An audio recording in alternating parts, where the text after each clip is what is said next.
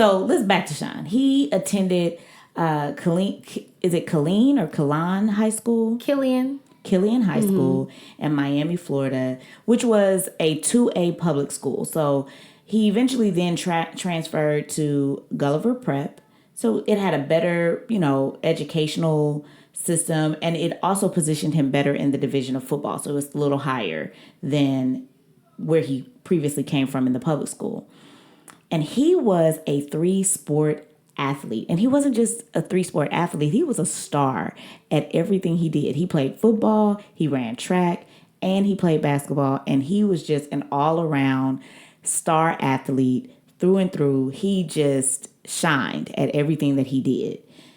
Now, Steph, I have a question for you. Okay. Do 3 sports often go together? Usually, listen, if you can run a football, baby, you can run on the track, right?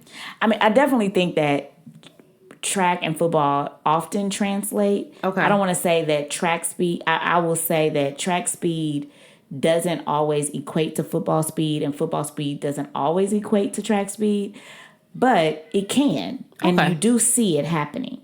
But I do think that the fact that he was a star athlete in all 3 sports is what is odd. I think you have a lot of athletes that do multiple sports, but they may shine in just one sport. The fact that Sean Taylor shined in all 3 sports is what is really interesting about him. Yeah. Now, he played both on the offense and defensive side of the ball in football, which I thought was also very interesting. And primarily in high school, he was the running back. He was also the defensive back and a linebacker. He rushed, so some of his stats, he rushed for 1,400 yards and he achieved the state record of 44 touchdowns. Listen to that. 44 touchdowns. Yeesh. And he was rushing for more than 200 yards during his time in high school. Wow. He was a beast on the field. Like, for real. I know we have said that, like, he's a stud. He's the... Like, but this is a Greek god out here. Y'all. Yeah, he's out here dominating the game. Watched, for your reference, we watched Football Life, Sean Taylor. You can YouTube it. But I loved how one of the people that was talking on the documentary about him said that when you saw him on the field, he reminded you that you were merely a human. And I was like, that is such a way to put it. Like that, basically he was abnormal. He was not the norm. And when you were on the field with him, you recognized that. But just like he was a star in football, like we said, he was also a star in track, and he won state in the 100-meter dash and the 200-meter, and he was the state's top 400-meter sprinter. So this kid was just, he was amazing at what he did. Now, he was obviously, right, he was going to be heavily recruited for college, and he was, but he wanted and he chose to stay in his home state of Florida. And he ended up going to the University of Miami, which is a great place to play football, by the way. Go Hurricanes. Yes. And he knew that he wanted to go to the NFL. It was said by his fiance on the documentary that he slept on an NFL pillow from the time that he was a kid all the way until he was drafted into the NFL. So he knew going to University of Miami that he was going with the sole intent to be drafted in the NFL. So he was focused and he was determined to make a name for himself at the University of Miami. What I thought was really interesting about Sean Taylor is, again, going back to high school, he played on both sides of the ball. And this was really important for me because I have a son that plays both sides of the ball. And I know he's just 10, but hey, he is amazing to mommy. And most, I think, individuals would want to play on the offensive side of the ball because, right, like that's where you get the touchdowns. That's where you get to shine the most.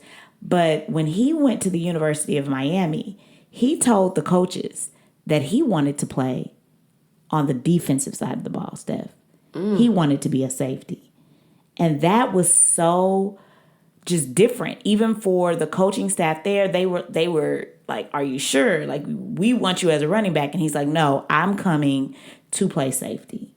And he knew that him going to play safety was super important for him making a name for himself all the way to get to the NFL. And boy, did it do just that.